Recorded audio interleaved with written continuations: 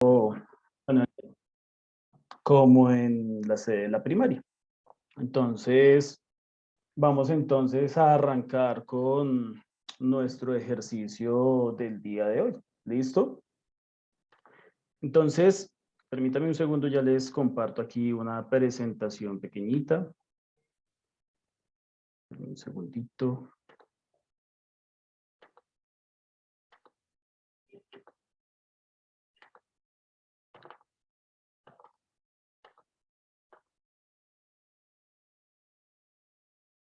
Bueno, mientras sale la presentación, entonces, la conferencia que pensamos para el día de hoy se llama Comprensión de las emociones y la conducta.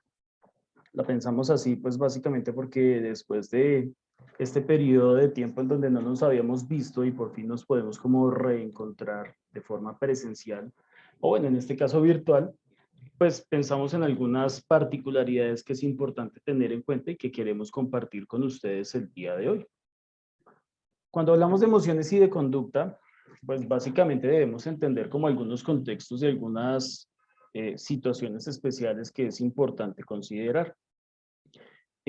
Así como nosotros vemos a los arbolitos crecer, que crecen de arriba hacia, de abajo hacia arriba y de adentro hacia afuera, pues consideramos que las personas crecen de la misma forma. Por esa razón, básicamente nos ponemos como en la tarea de empezar a considerar a las personas como ese arbolito, el arbolito de Ceylan que ustedes ven acá, que queremos nosotros entonces tratar de ayudar a podar, a cuidar. Y en este caso hablamos de sus hijos y de cada uno de ustedes.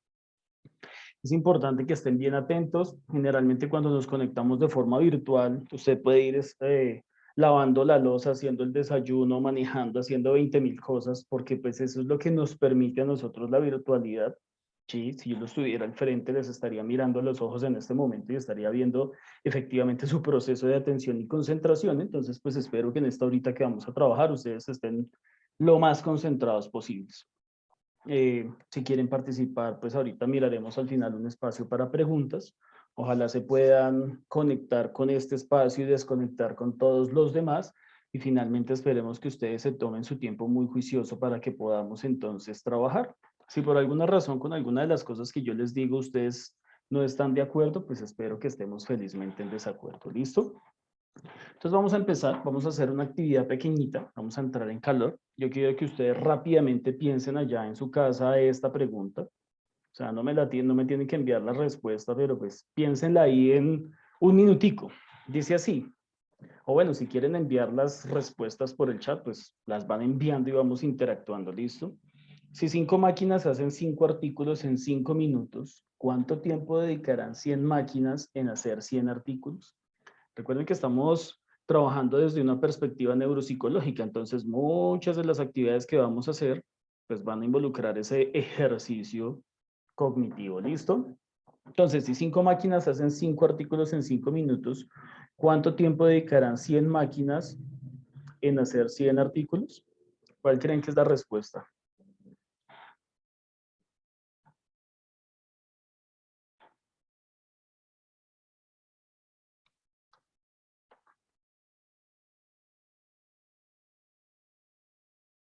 Listo. La respuesta sería 5, porque en últimas las máquinas se dedican 5 minutos en hacer cada artículo, entonces 100 máquinas igual. Se van a dedicar 5 minutos por artículo, ¿listo? Siguiente ejercicio. ¿Qué es lo que puedes encontrar una vez en un minuto, 2 veces en un momento y ninguna vez en 100 años? ¿Les gustan las adivinanzas? Esta es una adivinanza muy sencilla. ¿Qué es lo que puedes encontrar una vez en un minuto, 2 veces en un momento y ninguna vez en 100 años? ¿Qué creen ustedes?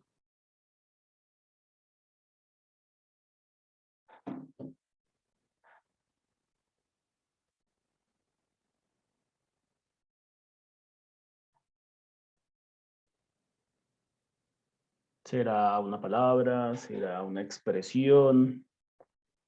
Si ustedes se dan cuenta, las palabras nos están dando la respuesta. ¿Qué es lo que puedes encontrar una vez en un minuto, 2 veces en un momento? En un minuto tenemos una O. En 2 veces, perdón, en momento tenemos 2 Os. y ninguna en 100. ¿Listo? Bien, cuando nosotros pensamos este breve espacio, nos acordamos de esta frase interesante: el mundo que hemos creado es un proceso de nuestro pensamiento. No puede ser cambiado si no cambiamos nuestra forma de pensar. Básicamente, muchas de las cosas que pasan en nuestra vida dependen de lo que nosotros vemos o de lo que nosotros percibimos de la realidad.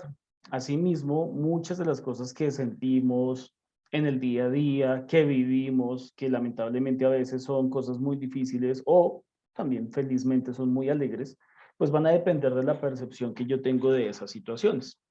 Por eso cuando nosotros hablamos básicamente de emoción y conducta, tenemos que pensar en algunos componentes como nuestra biología.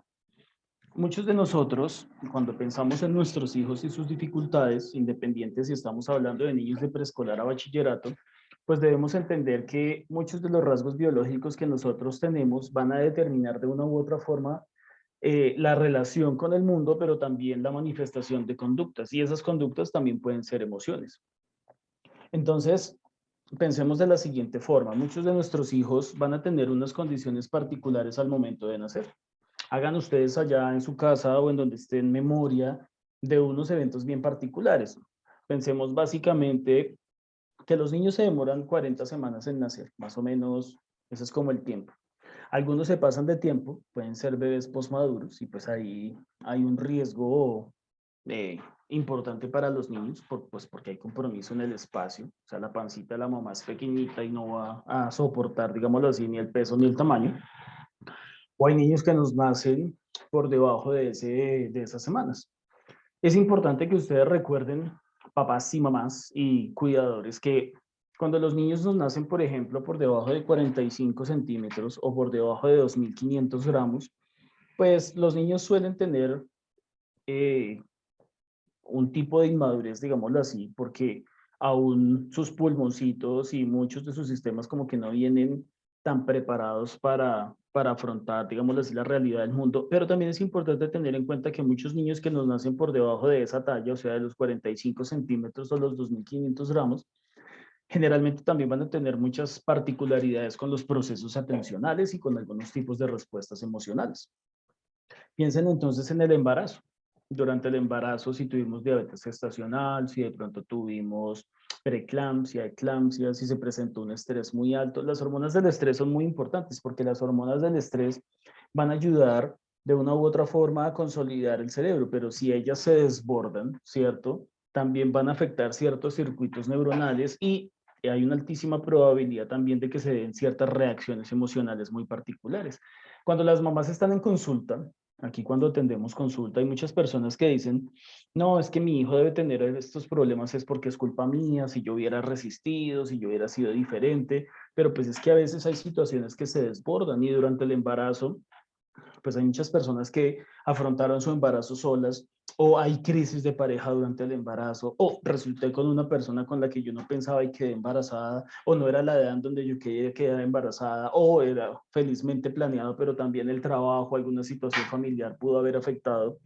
Entonces, no siempre culparse por esas situaciones pues va a ser lo correcto. En últimas, no va a ser correcto de ninguna forma porque la culpa no ayuda. La culpa tiene como dos procesos fundamentales. Uno, si a mí me ayuda a mejorar, bien. Pero si por el contrario todo el tiempo me hace sentir mal, que he fallado, que las cosas las estoy haciendo mal, la culpa tiene una característica y es que me incita como a cometer más errores. Entonces yo quisiera aliviar esa culpa, pero al final acabo cometiendo más errores y eso no me va a ayudar pues como a cambiar la situación. Entonces dentro de esta biología, esos factores emocionales durante el embarazo son muy importantes. Hay mamás que no se alimentan bien o no quieren comer o constantemente tienen náuseas. Los niños al nacer, ¿sí? En ese periodo de más o menos 36 a 40 semanas, pues tienen un peso y una talla. Pero hay unos elementos importantísimos para mencionar sobre la biología. Yo siempre me centro en este aspecto porque siempre me ha llamado la atención cómo es que lo motor ayuda a entender muchísimos factores conductuales de los chicos. Por ejemplo, si usted tiene un niño que de pronto al momento de nacer, bueno, fue prematuro, digámoslo así, pues hay una alta probabilidad que sea más inquieto. Pero supongamos que independiente de si nació antes de las semanas o durante las semanas, lo que sea, hay unas características interesantes de la motricidad. Los niños cuando se sientan solitos, o sea, cuando uno los pone así como en la camita y al lado de los cojincitos y ya se pueden sostener, normalmente ellos se sientan como a los 7 meses. O piensen ustedes a qué edad se sentaron sus hijos. ¿A qué edad gatean los niños? Pregunta para ustedes, ¿a qué edad gatean los niños? Normalmente tenemos un gateo entre los 8 y los 10 meses, ¿sí? O antecitos, un poquito.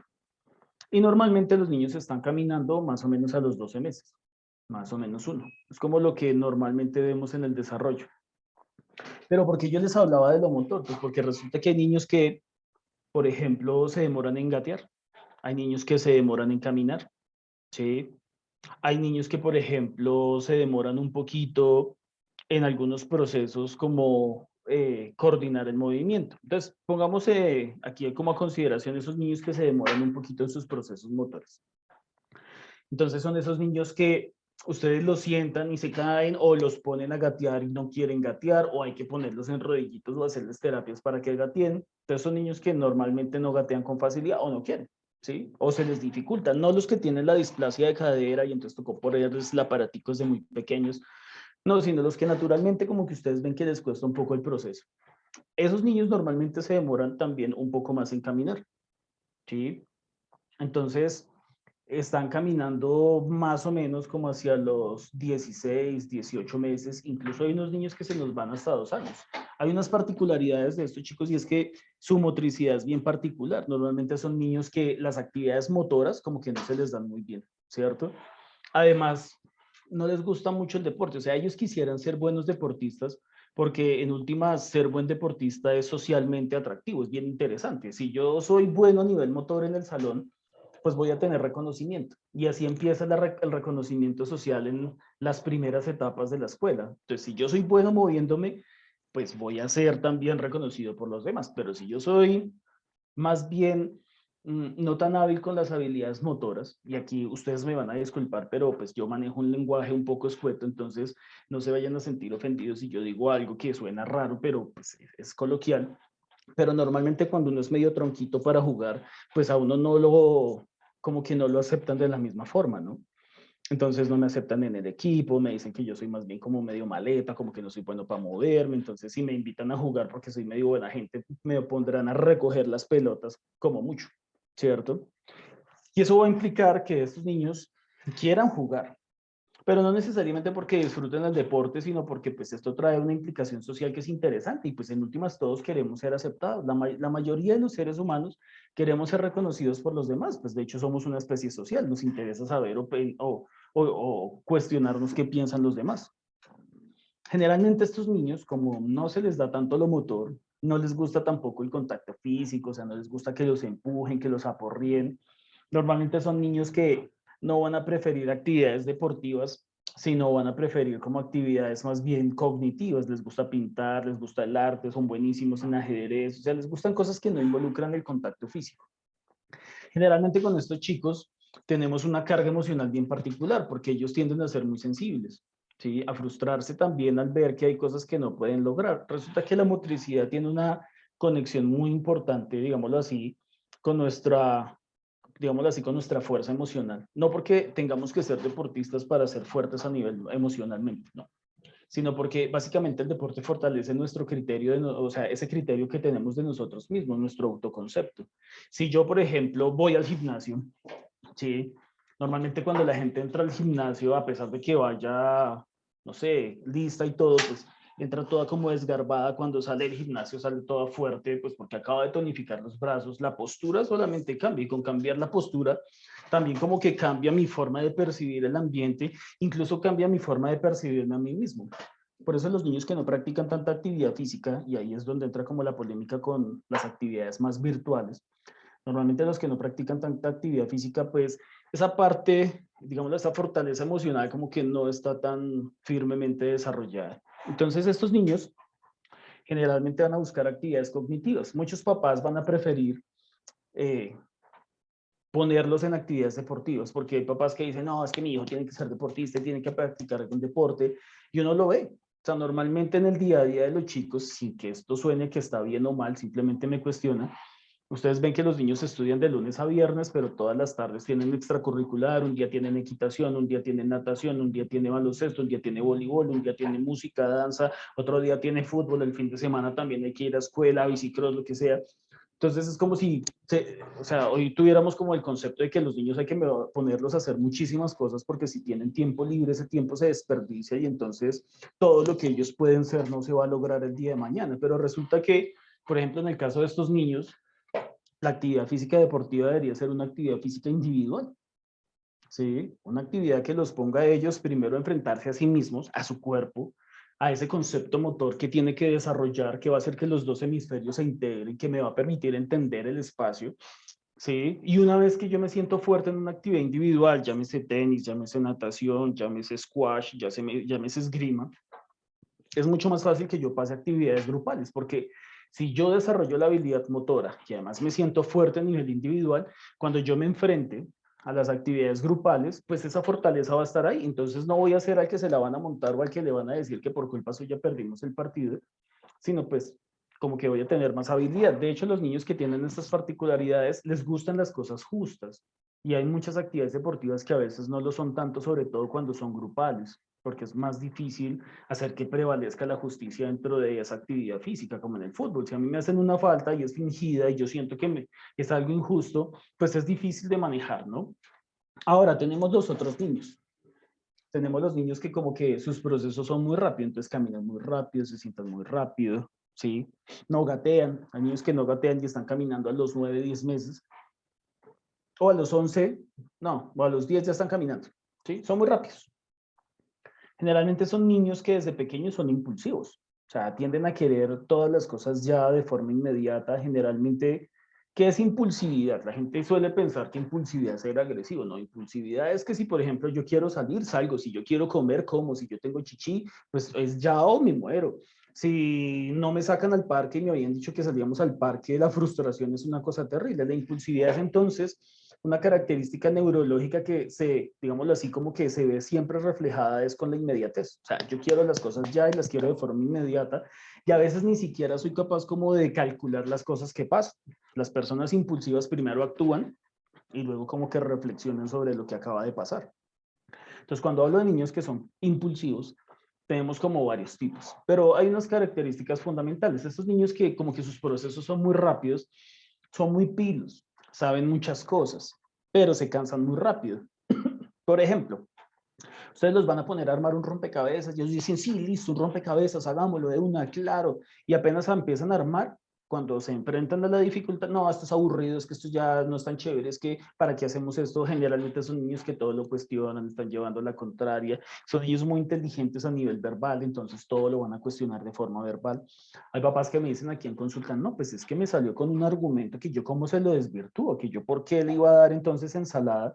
¿Sí? Si hasta la cantidad de ensalada que le estaba dando probablemente era la inadecuada. Pues obvio, estos son chinos que a partir de esa expresión verbal van a tratar de modificar el ambiente, ¿sí? Y manejarlo a su acomodo. Pues es que en últimas, todos nosotros queremos manipular lo que hay alrededor nuestro. Para eso existen las normas. Generalmente los niños impulsivos tienden a tener más dificultades en el colegio. Cuando son pequeños, o sea, cuando están en etapa de preescolar a primaria, generalmente tienen más conflictos. Algunos tienden a ser agresivos, otros son impertinentes, algunos tienden a interrumpir constante la clase. Algunos no son invitados a fiestas, pues porque ustedes ya saben que eh, el pastel corre peligro, los otros niños corren peligro, ¿sí? Manejarlos es difícil. Y hay una particularidad, porque una de las cosas que actualmente pasa en el mundo es que sentimos que si un niño se aburre, primero soy mal papá o mala mamá, ¿sí? Y si un niño se aburre, el niño se va a frustrar. Y consideramos que la frustración es un trauma de la infancia o la adolescencia, ¿sí? Entonces yo no puedo permitir de ninguna forma que mi hijo se frustre. Entonces si mi hijo dice, papá, estoy aburrido, quiero salir, entonces uno tiene que salir a la hora que sea, como un perro cuando tiene chichi, ¿sí? Que el perro empieza a rascar la puerta y uno dice, no, si no le abro, quién sabe qué pasa en la casa.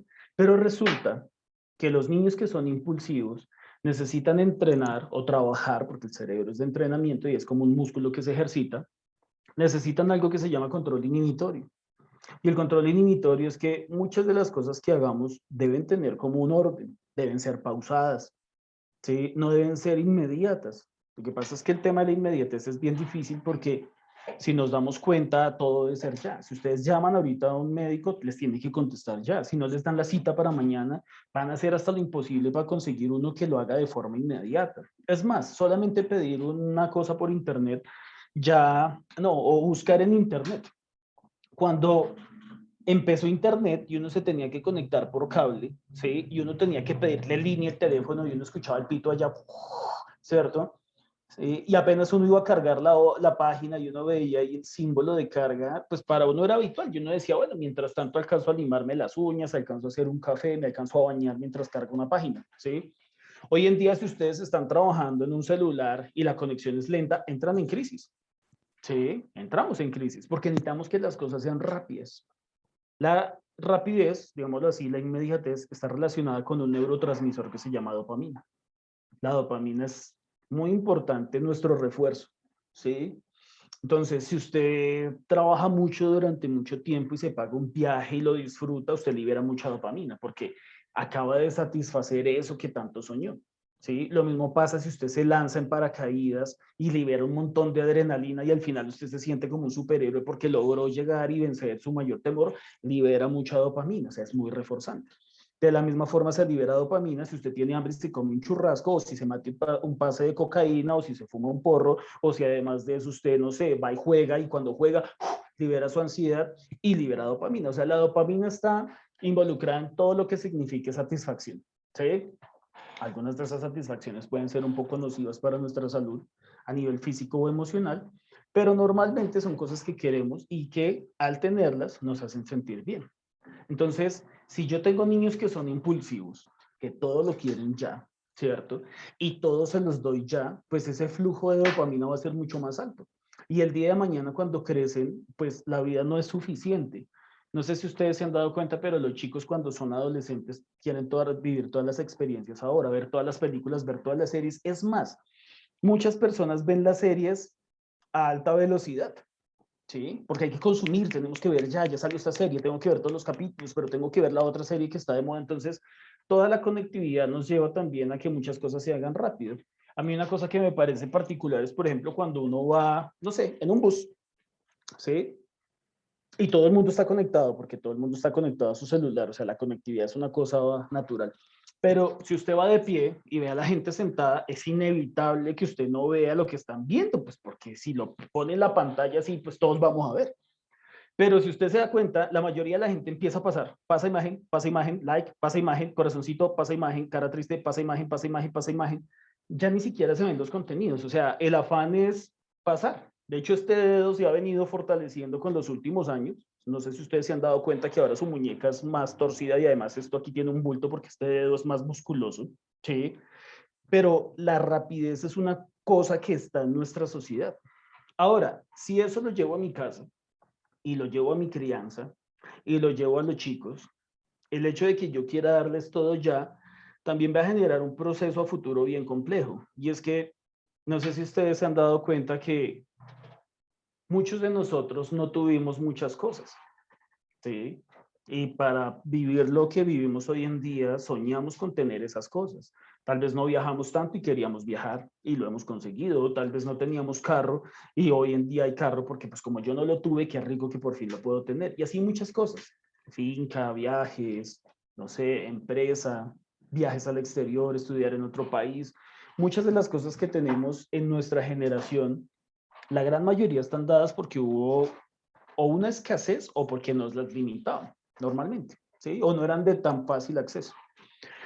Pero una de las cosas que está afectando nuestra biología hoy en día es que, si ustedes se dan cuenta, los chicos de hoy en día a los 15 años, ¿sí? Ya manejan, o sea, ya tienen carro, algunos ya han viajado por el mundo, ¿cierto? Ya tienen el mejor celular, viven en una casa súper bonita o bueno, la mejor que ustedes pueden ofrecer, ya han comido muchas cosas, han visitado muchísimos restaurantes. Eso quiere decir que cuando ellos se gradúen del colegio, la pregunta es, ¿yo para qué estudio? ¿Mm? O sea, si yo ya tengo todo, ¿cuál sería el mérito de estudiar? Y miren que hoy en día se está viendo más frecuentemente esa situación. Hay chicos que no están entrando a la universidad y no por la virtualidad o porque sean más caras, sino porque sencillamente la educación superior ha ido perdiendo como ese interés. O sea, sí, hay chicos que todavía quieren ser ingenieros, médicos, pero hay otros que no. Hay otros que no quieren estudiar, simplemente hacer cursos de programación o hacer plataformas virtuales, aprender cosas y dedicarse a hacer otros contenidos. Por ejemplo, los contenidos en Internet se han vuelto muy frecuentes. Muchos de ustedes seguramente venden por internet o tienen alguna página y viven de eso. Entonces, de eso sí se puede vivir, pero tal vez para nosotros es muy difícil entenderlo. Entonces, como todo lo queremos ya, antes yo era feliz como adolescente si a mí me llamaban a mi casa, ¿sí? Obvio, yo solo podía recibir una llamada por vez y pues mi mamá no se iba a sentir feliz si me estaban llamando todo el tiempo, pero si ese teléfono sonaba y era para uno, uno se sentía popular, ¿sí? O en el colegio, si hablaban con uno o lo tenían en cuenta. Hoy en día ser popular es una cosa digital, virtual. Entonces, ¿cuántos likes tengo? Yo me acuerdo mucho, alguna vez atendí a un señor que me decía, bueno, pero vamos a sacar consulta contigo, pero ¿tú tienes Instagram? Yo, pues no, pero tengo muchos años de experiencia y creo que eso cuenta más que el Instagram, no sé. Entonces, hoy estamos pendientes de muchas cosas virtuales, pero no de la esencia. Entonces, nuestros chicos están viviendo esa realidad. Si yo soy un niño pasivo, introvertido, como el que les mencionaba que les cuesta un poco lo motor, voy a querer ser socialmente activo, pero si no lo puedo hacer en el mundo real, tal vez ensaye en el mundo virtual, ¿sí? Y en ese metamundo que se está construyendo hoy en día, que vamos para allá, muy probablemente yo sea popular, porque no tengo que interactuar físicamente y no van a ver todas mis debilidades físicas o mi forma de hablar que a veces no es tan chévere o probablemente no sea tan popular y no me lo crea. Por eso mucha gente durante la virtualidad potencializó muchas de sus habilidades y por eso muchos otros ya estaban desesperados en la primera semana de confinamiento porque estar encerrado era desesperante, necesitaban el aire libre. Entonces, o soy más bien tranquilo o soy más bien impulsivo. Por eso este componente motor nos ayuda a entender muchas de las formas en las que nosotros reaccionamos y también particularmente muchas de las formas en las que vamos a darles o no ciertas cosas a nuestros hijos o también cómo vamos a determinar nuestras reglas y conductas. Si usted tiene un niño tranquilo, pasivo, introvertido, más bien como inseguro, al que se le han montado toda la vida desde preescolar a 11 y usted quisiera darle a él seguridad, piensa en una actividad física como la esgrima. Yo se la recomiendo a ojo cerrado. La esgrima es una disciplina muy justa. Hay un antes y un después neurológico de los chicos, pero sobre todo hay un antes y un después a nivel emocional y personal, ¿sí? Si usted tiene niños que son más bien impulsivos y todo lo quieren ya, ¿sí? Busquemos también primero una actividad física individual que obligue a que siga instrucción y después ya lo puede meter usted a una actividad grupal donde el grupo como tal también lo obligue a que tenga que ir al ritmo de los demás, baloncesto, voleibol, un equipo de patinaje, ¿cierto? Eso ayudaría bastante. Cuando nosotros hablamos de emoción y de conducta, también es importante tener en cuenta pues que nuestra familia es un moderador de esas emociones y conductas. Nosotros somos el reflejo genético, ¿sí? De una gran cantidad de personas que han estado antes que nosotros. Entonces muchos de nosotros reaccionamos a las situaciones como reaccionan nuestros papás o reaccionaban nuestros abuelos o algún tío porque pues tenemos una carga genética muy alta. ¿Sí? Pero también hemos venido desarrollando unos aprendizajes particulares. Cuando nosotros hablamos de aprendizaje, hablamos básicamente de funcionar como un modelo, o sea, yo soy la imagen de mis hijos, o mis papás fueron la imagen mía, y el moldeamiento, que es cuando yo le doy forma, digámoslo, a los valores, a las personas a través de mis reglas, de mis instrucciones, habla, siéntate, por favor, sea organizado, tiende la cama, dale gracias a la abuelita, ese tipo de cosas se llama moldeamiento. Porque es muy importante tenerlo en cuenta hoy. Porque cuando nosotros hablamos de emoción y conducta, muchas de nuestras conductas son el vivo reflejo de nuestros padres. ¿Sí? Piensen en sus papás. O sea, cuando nosotros éramos adolescentes, si se acuerdan de su adolescencia, porque a veces uno tiene como una laguna, ¿no? Porque cuando los papás llegan aquí con los chicos a consulta, no, es que él es irreverente, no, es que lleva la contraria. Y uno hace una pregunta normal. Y es, bueno, ¿y usted cómo era en la adolescencia? No, yo era muy juicioso. Pero cuando vienen a veces los abuelos, dicen, no, mi hijo era una caspa y pues obviamente mi nieto lo es también. A veces parece que tuviéramos como una laguna mental, ¿no? Pero si pensamos en nuestra adolescencia, una de las cosas que caracterizaba nuestra adolescencia era no querer ser como nuestros papás, en la mayoría de los casos, porque sentíamos que eran arbitrarios. No, yo no voy a ser como mi papá, voy a ser mejor y entonces voy a viajar más, o no quiero ser así de tirano, o quiero ser justo. Pero al final con los años uno se acaba convirtiendo en las mismas cosas que son los papás, una versión mejorada, claro está, esperamos que sea así, pero uno actúa similar. Con los años uno se ríe igual que los papás, tiene las mismas mañas, cuenta la plata de la misma forma, es más, abre el recibo de la luz de la misma forma que lo haría el papá de uno. O sea, hay muchas cosas que se van a parecer. Por eso nuestros hijos van a tener muchas conductas similares, ya sea porque no las heredaron o porque las estamos viendo. Entonces no es de extrañar, ¿sí?, que si su hijo es altanero o grosero, pues uno primero se tenga que evaluar y decir, bueno, algunas de esas conductas están en nuestro núcleo familiar inmediato. Generalmente, cuando los niños son impulsivos, son irreverentes, no siempre las cosas son porque la familia las tiene. Por ejemplo, hay niños que llegan al colegio o hay adolescentes que llegan al colegio y tienen un léxico, ¿cierto?, bastante subido de tono. Entonces, lo primero que piensan en el colegio es, quién sabe cómo se tratarán en la casa. Y ustedes miran la casa y la casa es juiciosa, o sea, son juiciosos, no sé, a nivel religioso son muy espirituales, en la casa no se dicen groserías, ¿sí? Pero el chino o la niña se conoce todo un montón de improperios que ustedes les pueden colocar en 4 blogs, ¿sí?, completos, porque tiene una habilidad impresionante. Los chicos que generalmente son impulsivos son muy permeables a las cosas negativas. Tienden a aprender con facilidad las groserías, tienden a aprender con facilidad las cosas de doble sentido. De hecho, muchas cosas son de doble sentido. O todos nosotros si somos impulsivos. Cuando uno es impulsivo, uno es más mañoso, ¿sí? O sea, uno entiende las cosas no solo con doble sentido, sino también uno ve dónde puede estar la trampa, ¿cierto? Además de eso, uno quiere como sacarle provecho a las situaciones. Entonces, el cerebro impulsivo tiende a veces a tratar de saltarse la barda moral, de lo que es correcto y lo que es incorrecto. O sea, trata de saltarse esa barda. Por eso cuando yo tengo hijos que son predominantemente impulsivos, también yo como papá tengo que ser predominantemente avispado. ¿Qué quiere decir? Que tengo que anticipar muchas de sus conductas. Ana María, ¿para dónde vas? Madre, me dirijo a la casa de mi mejor amiga donde vamos a hacer oración toda la tarde. Si su hija es impulsiva, desde pequeñito ha tenido problemas, ustedes saben que tiende a la mentira, pues usted muy juicioso o juiciosa no dice que te vaya muy bien en tu grupo de oración, o sea, nunca. Yo he tenido casos de chicos que me acuerdo mucho un caso de un peladito que salía del colegio hacia las 12:15, 1 de la tarde del colegio, él llegaba a la 1:30 a su casa porque vivía cerca y de 1:30 a 3 de la tarde era rumba, ¿sí?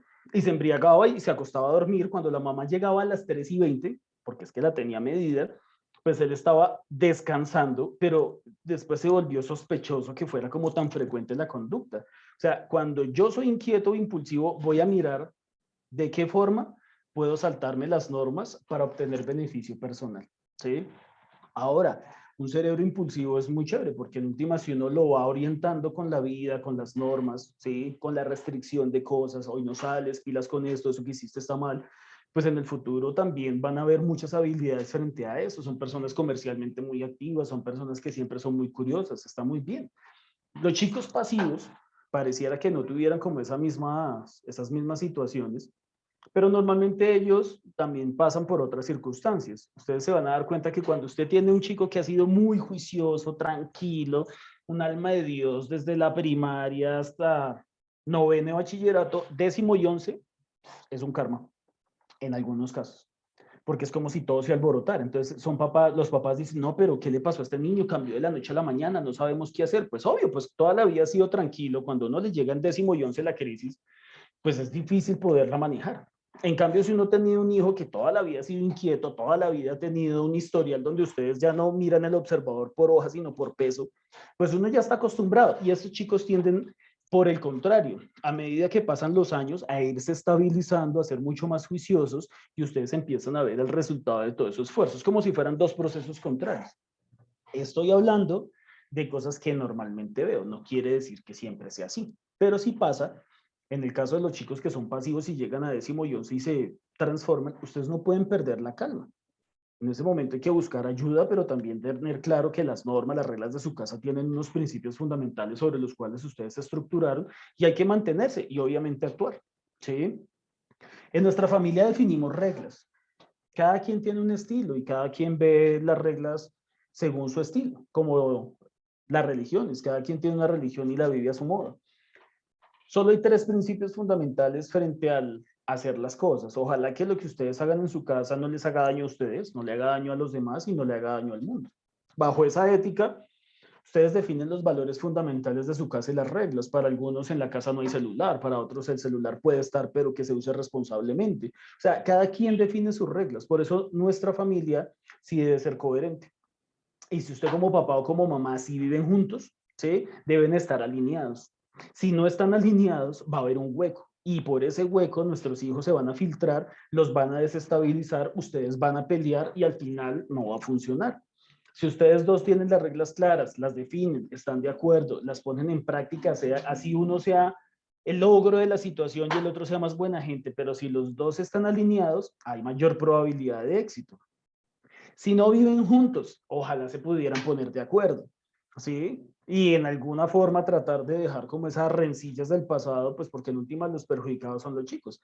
Porque hay casos donde ustedes durante 15 días tienen a su hijo muy bien regulado, las normas del día de cama, va al fin de semana donde ese papá o mamá que no vive con ustedes se descuadra y otra vez arranca la semana todo hecho como un desorden completo, pero eso es parte como del ejercicio de estar separados, nada que hacer, muchas familias hoy en día lo están, ya hay que aprenderlo a manejar.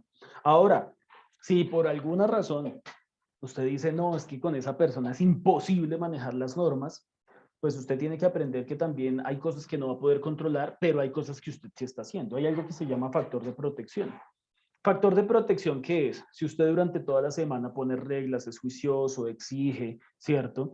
Delimita las reglas, oye, pilas con esto, sé juicioso, pilas con los valores, esto que hiciste no está bien, y el fin de semana se descuadra, uno podría decir que eso es terrible, sí, pero pues es igual que la realidad del mundo, es igual que si ustedes tienen un hijo toda la semana en la casa y el fin de semana va a practicar un deporte donde se involucra con gente que le puede decir miles de cosas. O sea, no podemos evitar que el mundo le diga cosas a nuestros hijos o que se las venda, o que se las proponga. Garanticemos más bien con lo que hacemos en casa que todo lo que hacemos todos los días, con las verbalizaciones, con las reglas, con las normas, con las restricciones, con lo que damos, con lo que no damos, que eso rinda fruto. ¿Sí? Por lo menos nos va a quedar la conciencia tranquila de decir, oiga, yo traté de hacer lo mejor posible por mi hijo, le dije las cosas, estuve ahí pendiente, si la embarraba también, obviamente tenía sus consecuencias, si le iba bien también tenía sus beneficios. Ya las decisiones que ellos tomen serán sus decisiones y uno también tiene que aprender a vivir con eso. En nuestra familia hay unos valores fundamentales. Para mí uno de ellos es la honestidad, decir la verdad, ¿sí? Ojalá yo como adulto diga la verdad. Y si tengo una historia donde no he dicho la verdad, ojalá pueda cambiar esa historia. Debo ser responsable, hacer las cosas bien y ser respetuoso. Una de las cosas que normalmente preguntan en las conferencias es, bueno, ¿y qué hago si mi hijo es irrespetuoso? Pues piensen en qué hacían sus papás cuando ustedes eran irrespetuosos. No solo si les volteaban el mascadero, porque eso era lo primero que uno pensaba. Uy, no, a mí me metían una bofetada o me pegaban un puño o me lanzaban la silla. No, una de las cosas importantes que debemos considerar es que a mí no me pueden faltar al respeto como papá, que si a mí me falta, o como mamá, entonces si a mí me faltan al respeto, o como abuelita, o la persona que está al frente, si a mí me faltan al respeto, yo tengo que actuar de forma inmediata, como si ustedes fueran por la calle y alguien se atreviera, no sé, a meterles la mano en un bolsillo. Ustedes inmediatamente como que se timbran y dicen, no, a ver, ¿qué pasó? Lo mismo debe pasar con la autoridad en casa, o sea, si su hijo intenta sobrepasarse, ustedes inmediatamente cortan esa situación como, a ver, ¿qué pasó? No me confunda. ¿Sí? Sin importar la edad. Lo que pasa es que si yo no he podido controlar cosas cuando son pequeños, cuando llegan a la adolescencia, donde el cerebro cambia y se va a tratar como de cuestionar la autoridad, va a ser más difícil. Entonces, lo que yo no hice en la infancia, si lo quiero hacer en la adolescencia, pues les deseo suerte, pero va a ser mucho más difícil. Por eso hay que empezar desde antes. Ahora, si ya les tocó en la adolescencia, pues hay que hacerlo. ¿Sí? Hay que hacerlo. Entonces, cuando yo tengo un estado normal en el cual vivo y me cambian las normas, pues yo entro en crisis. Ayer Bogotá colapsó porque entonces hay 3 días donde las personas que tienen moto no pueden tener parrillero. O sea, venimos de un estado normal donde yo puedo salir con mi moto normal, pero ahora me dicen que no, eso colapsa. ¿Sí? O si me dijeran que ahora solo puedo sacar el carro un día a la semana, o si, por ejemplo, me cambiaran las condiciones de los impuestos, qué sé yo, cualquier cosa que me cambien en el ambiente donde normalmente funciona me genera una crisis y voy a reaccionar frente a ella, ¿sí? Entonces, los chicos funcionan de la misma forma cuando son adolescentes. Si usted tiene hijos o hijas adolescentes, mmm, es muy chistoso. Que día estaba en una conferencia y entonces una mamá preguntaba, bueno, ¿y hasta cuándo hay que decirle a los chicos que sean organizados, que sean juiciosos? Yo, pues, normalmente hasta que se van de la casa, ¿no? Y hoy en día los niños están yendo como a los 30, 35 años de edad, entonces todavía les falta un buen tiempo para que ustedes les sigan fregando la vida, pero esto es un trabajo a largo plazo, entonces si yo soy papá o mamá o soy cuidador de un chico o una chica, pues eso me va a tomar años de vida, entonces yo no debo pensar en cuánto por fin van a ser, sino que todos los días hay que hacer cosas. Porque una vez que nuestros hijos se van de la casa, o más bien cuando ya empiezan la universidad o toman decisiones, trabajan, viajan, se van, tienen familia, uno empieza a ver el resultado de todos esos frutos. ¿Sí? Igual uno sigue siendo papá o mamá, uno todavía le puede decir, oiga, me parece muy mal la corbata que estás usando hoy. ¿Sí? Ese es nuestro derecho a ser papás o a ser mamás. ¿Sí? Y eso va a tomar tiempo. Entonces, para mí, una de las edades más interesantes de los chicos es la adolescencia. La adolescencia es una edad que me parece a mí que es maravillosa. ¿Por qué? Porque se puede hablar con ellos en otras sintonías, los chicos ya son grandes y su percepción del mundo cambia, tienen su criterio, van a ser oposicionistas, entonces también van a querer como pasar por encima de la autoridad y uno tiene que muy juicioso tratar de contenerlos. Es una edad muy interesante, pero es una edad donde muchas veces los dejamos solos porque decimos, bueno, ya están grandes, ya se puede defender, pero es cuando son más vulnerables. Los adolescentes son los más vulnerables de todos nuestros hijos, porque ahora salen a un mundo, están más conectados, donde hay más influencias externas, donde necesitan cada vez más de ese polo a tierra que somos nosotros. Entonces, poder disfrutar con ellos tiempo, salir con ellos, tener actividades culturales, lúdicas, que nos permitan compartir con ellos y tener un diálogo, es una maravilla, ¿sí? Hogar viene de hoguera, ¿no? De fuego. Nosotros somos una especie que sobrevivió alrededor del fuego, porque el fuego nos permitió no solamente tener luz y vencer la noche y nuestros temores, nos permitió tener calor, ¿sí? Y además de eso nos permitió cocinar los alimentos para que nuestra digestión fuera mucho más rápida. Eso hizo que fuéramos más grandes, que nuestro cerebro creciera y que en últimas seamos lo que seamos. O sea, el fuego tiene una gran responsabilidad en lo que somos como especie. Pero familiarmente, el fuego, ¿sí? Estaba en el centro y todo nuestro grupo familiar estaba alrededor. Entonces, alrededor de esa hoguera se consolidó el hogar. Por eso a mí me parece que uno de los momentos más interesantes de la vida en casa es el momento donde uno come. ¿Mm? El hogar. O sea, es como si otra vez estamos alrededor de la hoguera. Particularmente muchas familias ya no comen juntas, ¿no? Porque tienen tiempos diferentes, entonces uno desayuna por un lado, otro no desayuna, otro no almuerza, otro no cena. Pero si ustedes pudieran disfrutar la cena o el almuerzo o el desayuno como un espacio sin televisión, sin películas, sin música, sin celulares, donde ustedes se pudieran sentar a hablar sobre cómo te fue en tu día, qué piensas de esto, y ayer vivo tal situación, pues eso es muy interesante, ¿sí? Normalmente cuando los chicos van en el carro y uno los lleva, se van durmiendo. Entonces, hay momentos cruciales que uno va perdiendo con ellos. Al final, cuando ellos se van yendo, a uno le da piedra de por qué sale con los amigos, por qué habla más con otra gente y no conmigo. En la adolescencia hay muchos que se frustran con sus hijos porque uno les pregunta, ¿qué hubo? ¿Cómo vas? Bien. ¿Cómo va todo? Normal. ¿Cómo te has sentido? Súper. ¿Algo está pasando en tu vida? Nada. Sí. Y uno muy juicioso dice, ah, pues como no me quiere hablar, entonces no le voy a hablar. Yo no desiste. ¿Mal? ¿Mm? Porque la perseverancia es una herramienta fundamental. ¿Mm? Cuando uno les pregunta, bien, ¿cómo te fue? Bien, chévere, me alegra que te haya ido bien. Oye, ¿y cómo te fue la otra vez con tal trabajo que tenías que entregar? Ahí uno hace uso de su buena memoria como papá o como mamá para mantener ciertos diálogos y al final la comunicación se va dando. Claro, hay chicos que van a seguir siendo introvertidos o callados, pero no solamente nos comunicamos a través de lo que hablamos, sino a través también de lo que compartimos. Es importante tener en cuenta que las emociones y la conducta cambiaron mucho después de la pandemia. O sea, la pandemia realmente nos cambió la vida. ¿Sí? Muchas personas sufren más de ansiedad, muchas personas no solamente perdieron sus trabajos o perdieron dinero o perdieron personas muy queridas y eso significó una gran carga emocional, sino fíjense también que muchas personas, por ejemplo, mayores, se sintieron encerradas, tuvieron más temor, ¿sí? Las crisis de ansiedad ahora son más frecuentes en adolescentes y en personas mayores de tercera edad porque se vieron muy afectados, uno porque no podían salir o su vida cambió, o dos porque pues se incrementaron ciertos temores que se escapaban al control.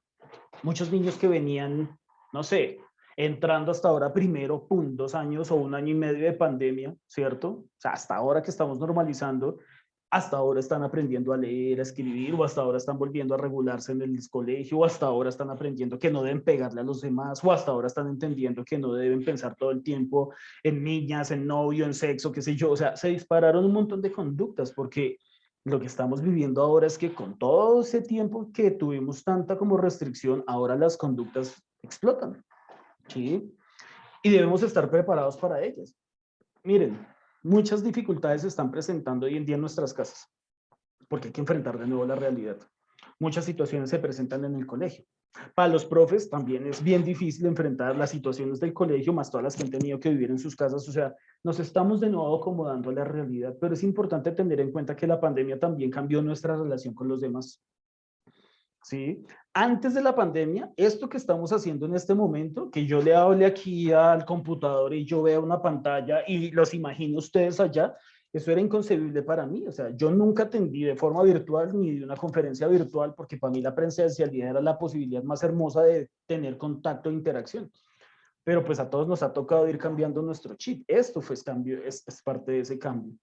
¿Sí? Las teleconsultas, o sea, que a uno el doctor le diga, ¿dónde le duele? ¿Cómo le duele? Yo no diga, pues no me está viendo, qué cosa tan rara. Y muchas cosas que ahora son virtuales. Entonces, ¿nos tocó aprender a vivir con la tecnología? Sí. Nos tocó también a enseñarle a nuestros hijos y estar vigilantes sobre el uso de la tecnología, también, porque ahora todo se envía de forma virtual y antes decíamos, no, pero ¿para qué celulares o computadores o lo que sea?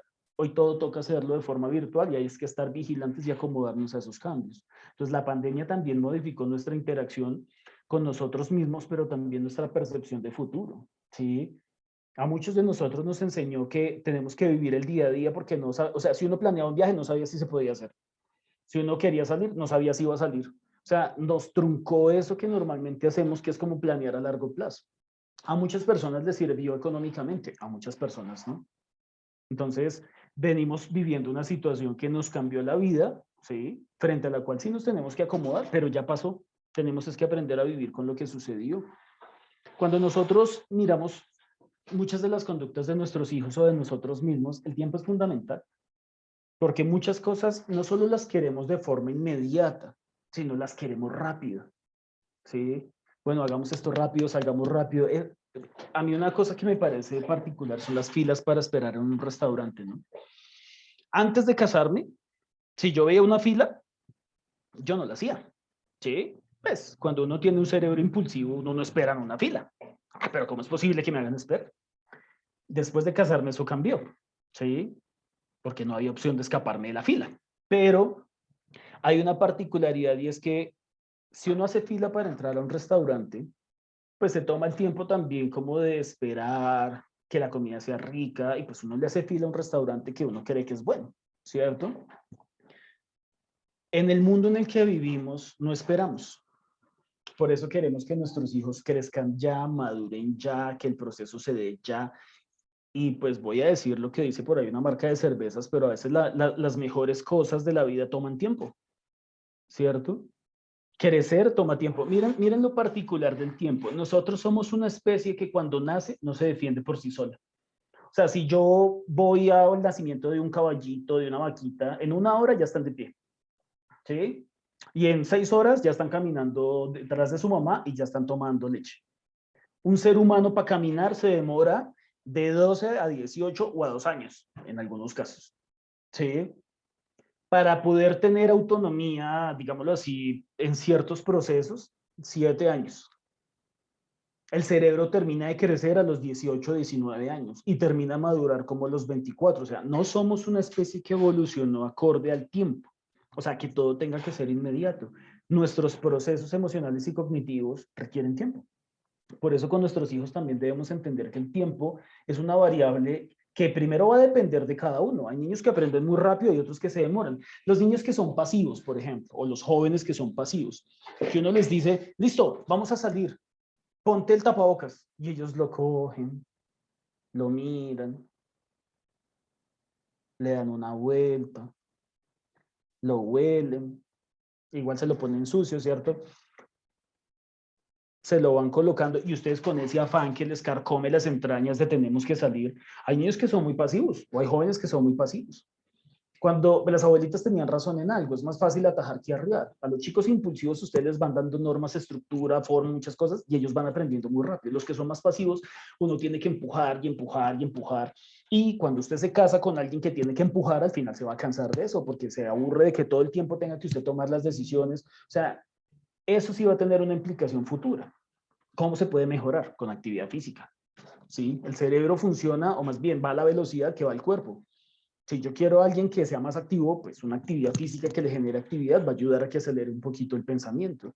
Pero esta variable que yo les menciono es importante porque no debemos afanarnos en pensar cuánto tiempo se va a demorar mi hijo en hacer, o sea, hay que ahí acompañar el proceso. ¿O ustedes cuánto tiempo van a tardar en superar el duelo? O sea, al final las cosas se van a recuperar. Si usted tiene ahorita una situación emocional difícil de la cual se está recuperando, si usted es juicioso, tiene una buena alimentación, habla con personas que le ayudan a tener experiencias positivas, hace ejercicio, trata de no culparse de las situaciones, créanme que al final se va a sobreponer de la adversidad, ¿cierto? El tiempo, por ejemplo, es una variable muy interesante en nuestras casas porque después de mucho tiempo nuestras relaciones afectivas cambian, o se consolidan o se deterioran, ¿sí? Entonces, ojalá uno pudiera darse tiempo también para uno mismo. Esta es una pregunta interesante. Muchos de nosotros orientamos nuestra vida hacia nuestros hijos, pero ¿cuántos de ustedes dedican en la semana algo de tiempo para ustedes mismos? Jugarse un partidito de fútbol, mirar el celular sin que nadie los interrumpa a una hora que usted lo puede hacer, leerse un libro, ir a bailar, comerse algo rico, armar un rompecabezas, qué sé yo. El tiempo nuestro es fundamental. No todo puede girar en torno a la casa. A todos nos toca trabajar, nos toca llegar a la casa, hacer el almuerzo, qué sé yo, a todos nos toca. O sea, siempre hay harto para hacer. Pero así como le dedicamos tiempo a todas esas cosas que al final pues cambiarán, pues dediquémonos tiempo a nosotros y a los que amamos. Qué bonito que lo podamos tener. Vamos a hacer una actividad muy chiquita, rápida, para los que siguen conectados y no se me han dormido. Entonces, en esta imagen hay dos círculos. En cada círculo hay varias figuras. El objetivo es que ustedes observen de esas figuras que ven ahí, cuál se repite. Entonces, yo les voy a ayudar. En esta primera imagen, ustedes van a ver que se repite el fantasma. ¿Sí lo ven? Se repite el fantasma. Ahora vamos a hacer una por una rápidamente para que ustedes despierten. ¿Listo? Acá, ¿cuál se repite? El cangrejo. Muy bien. Acá, ¿cuál se repite? La bicicleta. Muy bien. Acá, ¿cuál se repite? No les voy a ayudar en todas. Ustedes tienen que ir mirando cuáles se repiten. ¿Ya la vieron? La trompeta. Muy bien. Acá, ¿cuál se repite? Los audífonos. Acá, ¿cuál se repite? El pececito. La bailarina. Acá.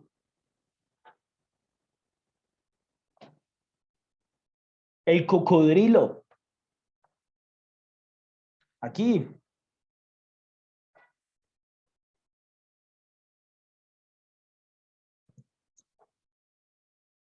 La estrellita. La estrellita. Listo. Ahora, cuando nosotros hablamos de emociones y de conducta, cuando hablamos de el funcionamiento en nuestra casa, oiga, qué interesante cuando nuestras reglas son claras. Sí, pues este espacio no es para que ustedes definan reglas, este espacio es para que nos demos cuenta que tener las reglas es fundamental y que si ustedes ponen las reglas, ojalá estén de acuerdo, porque si no están de acuerdo, van a tener muchos conflictos. Una de las causas por las cuales las parejas se separan muchas veces es por la crianza de los hijos. No, es que mi corazón hermoso, o sea, esta se la podemos perdonar, o sea, ustedes deben tener cuidado con una cosa, que a día lo veíamos en una conferencia, había un señor que decía, vea, yo he hecho durante mucho tiempo de mi vida muchas cosas para darle a mis hijos lo que no tuve, ¿sí? Pero es que el rollo que debemos pensar es que no tuvimos nosotros. Las cosas materiales al final van a llegar, ¿sí? Lo que a veces nosotros no tuvimos fue cierta justicia, porque nuestros papás a veces eran arbitrarios, no siempre. Y había una cosa interesante que pasaba con nuestros papás y era que a nosotros no nos retroalimentaban emocionalmente. O sea, si uno la embarraba, tan castigo y suerte, y uno tenía que pedir cacao durante un mes para que lo volvieran a perdonar. Pero esa retroalimentación emocional de cómo te sentiste, por qué lo hiciste, qué aprendiste de esta situación, qué va a pasar en un futuro si lo vuelves a hacer, ¿sí? Esa retroalimentación casi no se daba, porque nuestros papás no eran muy reflexivos muchas veces, sino eran más bien coercitivos, porque la norma se tenía que cumplir y uno no podía pasar por encima de ellos, ¿cierto? Yo soy de los que cree que las reglas la definen las personas que se encargan de la casa, pero esto nos trae consigo una particularidad, y es que si usted vive en la casa de sus papás, ¿sí? Y son sus papás los que le crían sus hijos, eso va a generar un problema muy tenaz. Porque entonces, ¿quién define las reglas ahí si la casa no es suya? No, pero es que me sale más barato vivir acá y mientras tanto, mientras me estabilizo y pues es que es más cómodo porque en últimas mi mamá o mi papá me ayuda.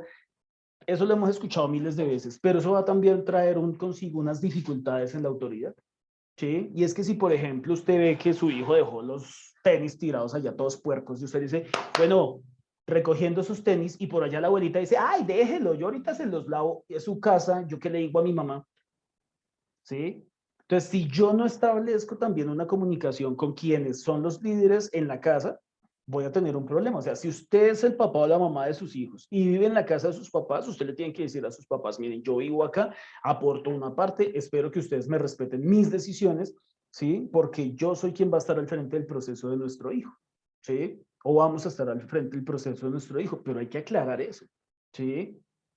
Si, por ejemplo, la persona que cuida a sus hijos no tiene las reglas claras, pues va a haber un vacío, ¿sí? Ay, pero es que la señora que lo cuida es la señora que lo cuida durante toda la vida, es de confianza, pero ella no le dice nada, al final no hace tareas, cuando llego yo a las 9:30 de la noche me toca hacer tareas con él porque con esta señora no hace, pues usted puede tener una persona de confianza, pero lamentablemente no está cumpliendo con su función. Eso es como si ustedes tienen un señor que les conduce en el barrio o cerca de la casa y los lleva a su trabajo. El señor es muy querido, muy buena gente, pero se echa 4 horas para llegar. O sea, creo que no les va a servir siempre. Entonces, uno también tiene que establecer cuáles son los aliados estratégicos que uno tiene en las pautas y en las reglas, porque si no, créanme que vamos a tener una dificultad. Y esto pasa también mucho con los adolescentes muchas veces. Nosotros debemos tener personas que estén con ellos, que sean tranquilas, pero que sean firmes, porque entre más grandes ellos van a tratar también de manejar, digámoslo así, las condiciones de autoridad. ¿Listo? Hay un concepto que se llama amable exigencia, que es bien lindo para tener en cuenta, y es que yo puedo ser firme y tener las reglas claras y no permitir que las cosas no se hagan bien, pero es que eso no va en contravía de la amabilidad. Ser exigente no es un problema, ¿sí? Ser permisivo es un problema. Y creer que ser permisivo es bueno es un problema peor. Porque si yo creo que siendo buena gente y permitiéndole a mi hijo o a mi hija que haga cosas, si yo soy más parcero de él o de ella y me va a querer más, pues la estoy embarrando. O sea, le estoy enseñando que el mundo gira alrededor de esa persona, o sea, de mi hijo o de mi hija, y no que hay unas reglas o que hay un mundo que funciona y que no gira alrededor de uno. Entonces, cuando estos chicos van a la universidad y nada gira alrededor de ellos, qué trauma tan impresionante el que viven. Entonces, ser amablemente exigentes, tener las reglas claras, comprender que desde el fondo de mi ser tiene que fluir ese liderazgo, o sea, yo lo tengo que ir entrenando todos los días, como cuando, no sé, voy a poner un ejemplo que va a sonar tonto, pero cuando uno tiene un perro y le dice, te sientas, y el perro se sienta y uno se siente poderoso, es porque sencillamente yo le transferí a él una energía en ese momento que me hace ser como su líder, digámoslo así. Eso es un proceso biológico con los perros. Ahora, si ustedes van a su trabajo o se encuentran con otras personas, les dicen, mire, qué pena, no estoy de acuerdo, creo que deberíamos hacer esto, y las personas dicen, oiga, está chévere la idea o no estamos de acuerdo, pero gracias por hacérnoslo ver, uno también se siente poderoso, ¿sí? Porque está proyectando ese liderazgo.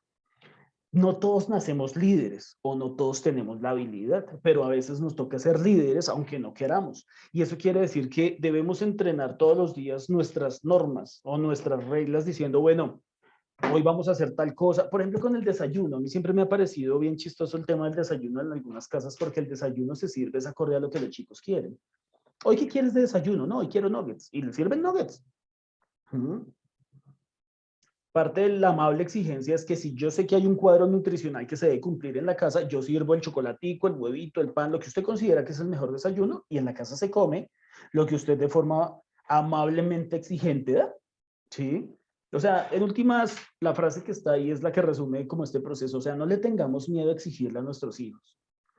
¿Qué día lo decía una mamá en una conferencia? O lo dicen aquí en consulta. Cuando yo tiendo aquí en consulta, muchas personas, cuando ya hemos hecho la valoración y nos quedamos para hablar de unos detalles más, dicen, es que yo siempre he querido ser el mejor amigo, la mejor amiga de mi hija. Pero es que uno no tiene que ser amigos de sus hijos. O sea, para eso va a tener infinidad de amigos toda su vida. De hecho, ahí los tiene en Facebook. ¿Sí? O los tendrá más adelante en la vida real, qué sé yo. Pero es que papá y mamá o abuelo o abuela solo tiene los que están. Y son muy poquitos. Un papá, una mamá y abuelos, pues los que hayan. ¿Cierto? Entonces yo no tengo que medirme o igualarme con amigos. Yo puedo ser amable, puedo ser muy querido, buena gente, cercano, confiable. Pero si a mí mi hijo me está contando cosas que son graves, pues yo no le voy a decir como un amigo, no, fresco, parce, no pasa nada. ¿Cómo que no pasa nada, parce? O sea, es que de una vez tengo que decirle, viejo, me parece que estás tomando una mala decisión y eso va a traer problemas y nos toca actuar. O sea, uno de papá o de mamá tiene que actuar, tiene que interactuar con ellos, pero también tiene que tener claro que pues hay un límite para las cosas y que les tengo que exigir. Hoy en día, procrastinar o dejar para después es un tema difícil, nos cuesta un poco, ¿sí? Porque no vamos todos al mismo ritmo. Pero aquí entra la variable del tiempo. Es importante que nos demos tiempo para que las cosas vayan funcionando. Y finalmente, hay un tema interesante con nuestros hijos en la crianza y es que uno no debería tomar personal muchas cosas, ¿sí? Hay niños que le dicen a uno, mamá, no te quiero. ¿Mm?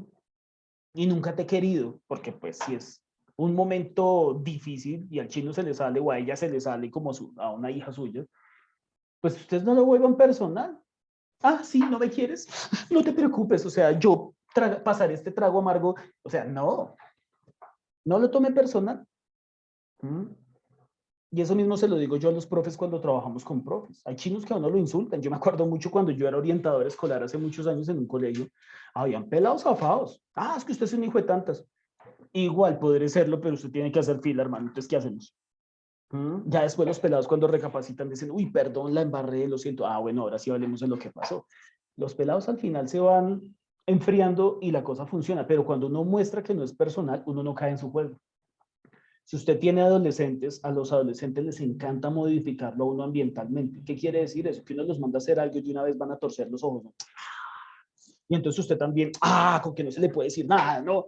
Y pues en últimas usted ya entró en su campo de juego y en eso ellos son muy buenos, ¿sí? Entonces, no nos tenemos que medir de la misma forma, no tome personal muchas cosas. Usted respira, se tranquiliza y le enseña que al final ese no es el camino que se puede, que debería seguir. Esta frase es interesante. El 10% de las situaciones que pasan en la vida son el problema real. Solo el 10%. No tengo para arriendo, mi hijo tiene una dificultad, no sé qué hacer en mi casa. Eso es un 10%.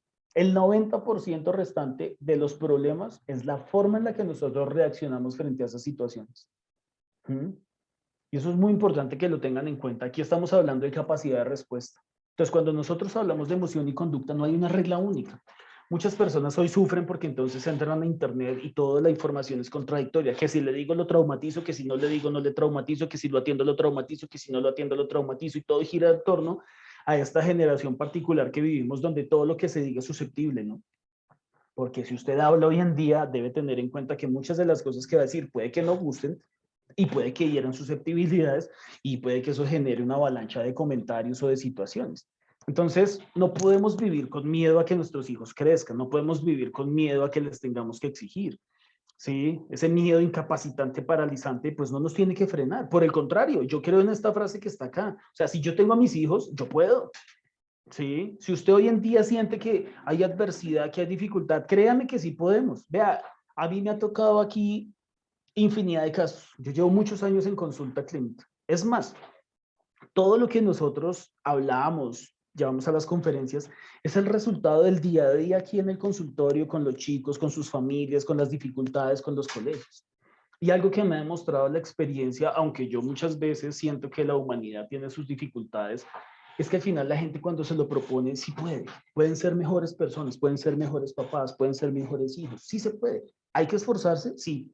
Pero va a depender de nuestra capacidad de respuesta, no del afán y de la angustia. Sí. Muchas personas dicen, bueno, ¿y qué hago en caso de que se presente una dificultad o cómo reacciono? Miren, hay redes de apoyo. Normalmente cuando estamos presencialmente, este espacio sería participativo. Oye, bueno, ¿y qué le pasó? Bueno, ¿y usted qué situación tiene? Bueno, ¿y qué tal si hacemos esto? Y un papá dice, no, y a mí me funcionó tal cosa. Esos espacios, por ejemplo, el último que tuvimos en la sede allá de Cota con ustedes como colegio fue maravilloso porque realmente la conferencia la hicieron todos los que participaban y habían tantas estrategias que fueron maravillosas. De hecho, muchas de las cosas que les estoy diciendo hoy fueron de ese ejercicio que se dio en esa conferencia y de lo que hablamos y lo que pudimos aprender. Entonces, ustedes tienen al lado de ustedes como papás a otras personas que saben mucho. Tienen a su colegio, ustedes tienen su departamento de orientación en el colegio, las coordinaciones. O pues si ya en un caso particular tienen que buscar ayuda externa, pues la buscan. Pero no nos vamos a varar en ese camino. Hoy en día que hay tanta información, sabemos que es más difícil focalizarla, pero también hay más posibilidades. Entonces, no se rindan que sí se puede. Voy a concluirles con unas frases bien chéveres y ya ustedes no sé cómo iremos a manejar de pronto un espacio de preguntas, 2 o 3 preguntas que quieran hacer y ya las manejamos, ¿listo? La manera como vemos el problema es el problema, lo dice el señor Stephen Covey, que es un autor muy famoso, tiene un libro muy bueno que les recomiendo que se llama Los 7 hábitos de la gente altamente efectiva. O si no quieren leer el libro, hay un video en internet muy lindo de los 7 hábitos de la gente altamente efectiva que les resume esas habilidades que uno debería tener para ser mucho más eficiente en las situaciones que normalmente la vida nos plantea. Si actúas como piensas, vas a terminar pensando como actúas. Arrancamos con una frase de Albert Einstein que decía que así como pensamos la realidad, nuestra vida se convierte en esa realidad. Cerramos con esta conclusión diciendo, si cambiamos nuestra forma de pensar y la orientamos a que podemos lograrlo, créanme que lo vamos a lograr.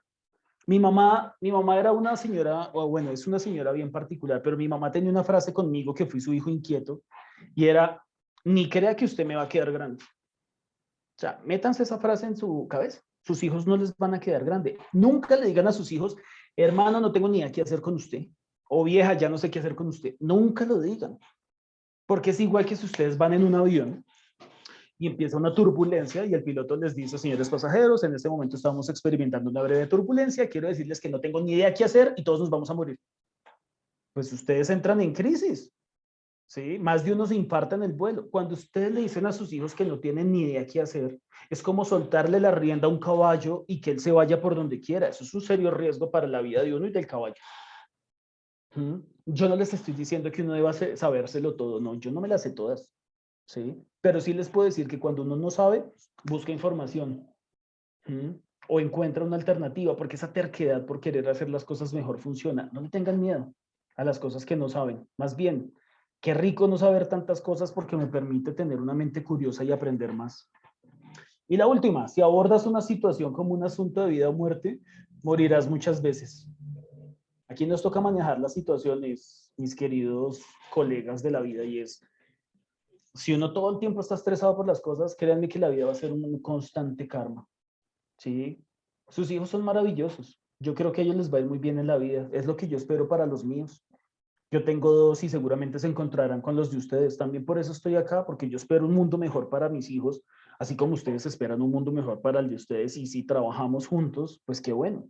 Sí, este mundo no va a ser de ellos, este mundo es nuestro y será de ellos en algún momento, pero mientras tanto hay que dejarlo bien. Eso es como si ustedes le van a dejar la casa a sus hijos, pero ahorita la tienen toda destrozada y el día que se la dejan, la casa está que se derrumba. O sea, muchas de nuestra responsabilidad hoy en día es hacer las cosas bien como papás, como mamás, económicamente, ayudando a otros, siendo responsables con el medio ambiente, enseñándole a nuestros hijos que si no cuida desde ya el agua, más adelante no la va a tener. Usted hoy en día se ducha 3 horas bajo el agua. Puede que en 10 años nos toque con una botella bañarnos. No lo sabemos. Entonces, si todos somos corresponsables, la vida va a ser mucho más llevadera, créanme que sí. Y yo sé que si ustedes tienen a sus hijos es porque los van a poder tener también y sacar adelante, así como yo creo firmemente en que Dios me los dio a mí para que estén acá con nosotros. ¿Listo? Cualquier duda, inquietud, cualquier situación que ustedes sientan que es difícil, pues cuentan con nosotros. ¿Listo? No sé, Alexandra, tú ya me dirás entonces si hay alguna pregunta o si ya terminamos, pero entonces quiero que me cuenten. Ok, bueno, yo pensaría si algún papá la quiere hacer ahorita, o sea, puede activar su micrófono y la haga. como para que tengamos una respuesta inmediata. Si no, miraremos las del chat y iremos dando respuestas. No sé si algún papá quisiera expresar.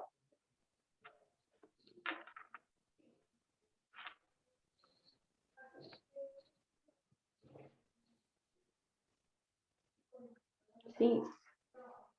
Mamá, sí, te escuchamos. Luisa, ¿estás ahí? Y Miss Alexandra, ¿Qué más? no hay ninguna pregunta por ahora en el chat.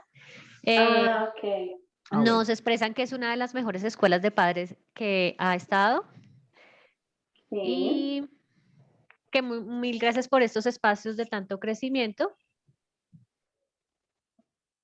Y por acá dice, Si es que hay una mamita listo. de Cristian Cediel que no puede activar el micrófono. Ok, ya levanta la manito y yo le activo el micrófono. Dice, ¿cómo podemos Ya, manejar esta parte de de no tomarnos personal las cosas? Uy, esa pregunta es buenísima. Hay un principio fundamental del manejo de las emociones y de la respiración y el tiempo. Entonces, si yo, por ejemplo, soy explosivo y normalmente soy explosivo porque pues puedo tener esa característica, ¿sí? Si usted siente que la respuesta que le acaba de dar uno de sus hijos lo va a llevar a usted a un punto donde va a estallar, hay tres cosas que puede hacer. Número uno, en ese momento, ¿sí? Usted dice, ¿sabes qué? No te voy a responder a lo que acabas de decir. Y en ese momento usted compra tiempo. O sea, usted necesita tiempo para dos cosas. Lo primero, para tomar aire. ¿Sí? Lo segundo, para que mientras usted toma aire, ¿cierto? Y usted en su mente se imagina todos los posibles escenarios donde lo mete en la ducha, donde le da correa, donde lo bota por la ventana, donde usted piensa miles de cosas, ¿sí? ¿Sí? Su mente se va a tranquilizar y después de haber pensado todas esas vainas dice, bueno, listo, ya me pasó la piedra, ya en mi mente hice viví todos los posibles escenarios, ahora sí voy a manejar la situación. Cuando uno es explosivo o no, pero uno quiere manejar la situación de forma tal que yo no le caiga en el juego y me quiera controlar, ¿sí? Necesito comprar tiempo respirando profundamente y exhalando fuerte y contando. Si quiere usted cuenta hasta 30, 50, 100. Pero una vez que usted termina, le dice, bueno, listo, ahora sí hablemos de lo que pasó. ¿Te parece que es la forma de responder o te parece que es la forma de manejar las circunstancias? Mira, no estoy de acuerdo como tú me respondiste o como le respondiste a la abuela, mira lo que acabas de hacer. Y ahí sí usted lo puede manejar. Pero la primera emoción normalmente no nos ayuda porque con la primera emoción nosotros quisiéramos claramente desquitarnos o simplemente actuar de forma intempestiva, o sea, como un toro que se lleva por delante de una barricada y eso no está bien. Esa es una forma muy eficiente de no tomarlo personal. Y la otra, en su mente usted decir, no me voy a preocupar por lo que está diciendo. Me acaba de decir que no quiere ser mi hijo, que soy adoptado, que no soy buena mamá, que al fin y al cabo, ¿quién lo está criando? O sea, todas esas cosas las dice para desestabilizarlos. Entonces usted dice, no me va a dejar afectar. O sea, los pensamientos orientan nuestra vida. Si usted, por ejemplo, está, no sé, en un paracaídas y ya se tiene que lanzar, usted que se repite en su mente, no me va a pasar nada, no me va a pasar nada, no me va a pasar nada, y se lanza. Teóricamente hablando, ¿no? Lo mismo debe pasar en su mente en ese momento. No lo va a tomar personal, no lo va a tomar personal, no lo va a tomar personal. Lo que yo verbalizo se vuelve realidad. ¿Sí? Yo creo que esa sería como la respuesta. Bueno, muchísimas gracias, Leonardo. Veo que hay dos manitas levantadas más. Hay una pregunta del señor Sergio Camelo. Luisa, ¿la puedes ver? Y leo luego una pregunta del chat, ¿vale? Ok. Señora Claudia, ¿puede activar ahí su audio, por favor?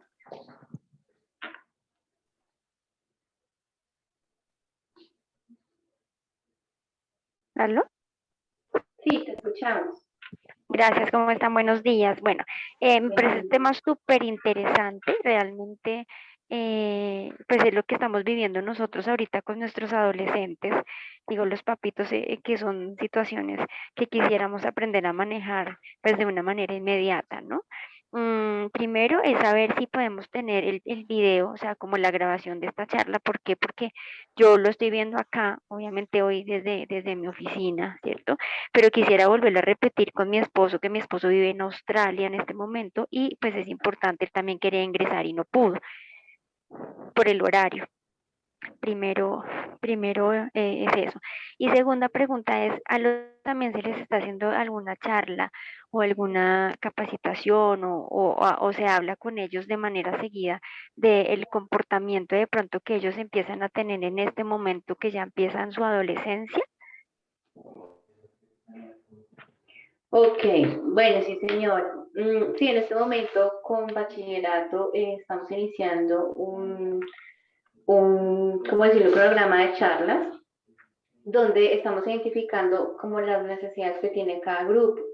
Entonces, entre esas necesidades tenemos lo que es los trastornos alimenticios, porque estamos viendo que algunas niñas o algunos grupitos en especial, grupos focales, están dejando de comer o están aborreciendo la comida, bueno, digamos que están con el dilema de la figura y más. Entonces, hoy precisamente a las 2 de la tarde iniciamos con los grupos sextos, el resto de la semana vamos a ir trabajando séptimo, octavo y hasta 11. Posterior a eso también estamos gestionando todo lo que tiene que ver con las autolesiones, con el manejo de la ansiedad, porque pues sí vemos que los adolescentes, como lo decía el doctor Leonardo, en este momento presentan ese tipo de cuadros de ansiedad, ¿no? Entonces estamos mirando también la posibilidad de que ellos cojan esos elementos, los lleven pues a ellos y los transformen, ¿no? Porque la idea es que puedan manejar esos episodios de ansiedad y también que identifiquen realmente cuál es un episodio de ansiedad, ¿no? Porque a veces de pronto también vemos que quieren manipular ciertas situaciones, entonces pues fácil yo simulo un ataque de ansiedad y pues no voy a la clase o no voy al examen, ese tipo de cosas. Y lo otro que estamos también manejando con los chicos o que vamos a manejar con los chicos tiene todo que ver con la prevención de sustancias psicoactivas, porque pues lastimosamente sí en este momento en los adolescentes está muy de moda el vapor, no sé si ustedes han escuchado hablar del cigarrillo electrónico, entonces la esencia que echan en el cigarrillo y la aspiran y más, entonces pues ellos dicen no es nocivo, no pasa nada, ¿cierto? Me lo autorizan mis papás y más, entonces no hay problema. Eso también lo vamos a manejar, que pues no es tan sencillo y no es tan inofensivo como pareciera. Entonces, digamos que de acuerdo a la necesidad que se van presentando con los grupos, vamos a ir desarrollando este tipo de programa de charlas. Eso nos lo ayuda a desarrollar o tenemos el apoyo de la Secretaría de Salud de Cota, que cuenta pues con profesionales frente a los temas, entonces pues digamos que es súper importante que pues todo el aporte que nos pasa la Secretaría. Sería básicamente eso, ¿no? Listo, y con respecto a la información o a la llamada grabada, va a quedar en YouTube. Yo les envío un correo notificando y enviándolos al enlace del canal del colegio para que puedan volver a consultar la grabación. Bueno, tenemos otra manita levantada, sin embargo, voy a leer una pregunta del chat y me regreso luego con Cristian Cediel. Entonces, la pregunta es, ¿cómo trabajar en ganarse la confianza de los hijos sin ser sus amigos? Bueno, hay una forma muy interesante de ganar confianza y es ser creíble.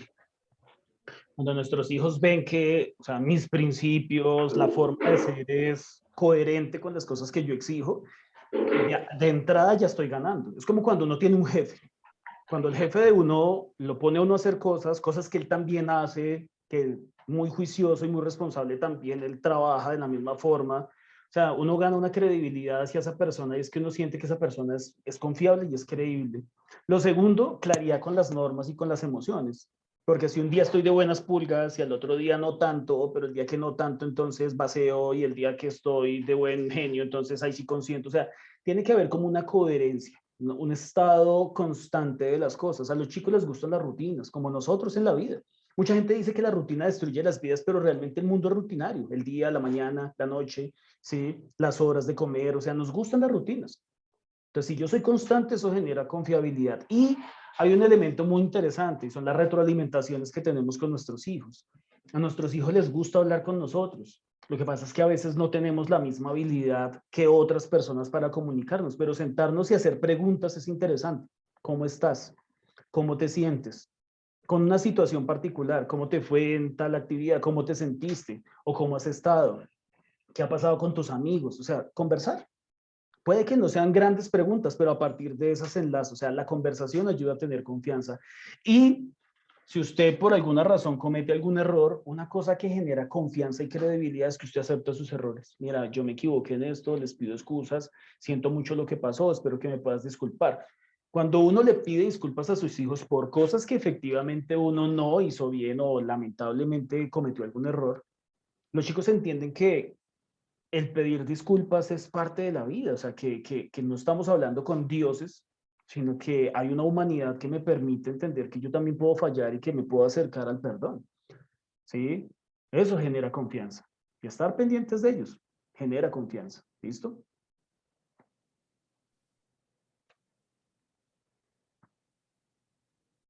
Respuesta. Entonces, voy con Cristian Cediel, le voy a dar la palabra y luego retomamos la pregunta en el chat de Sergio Camelo. Cristian, ¿puedes por favor habilitar tu micrófono?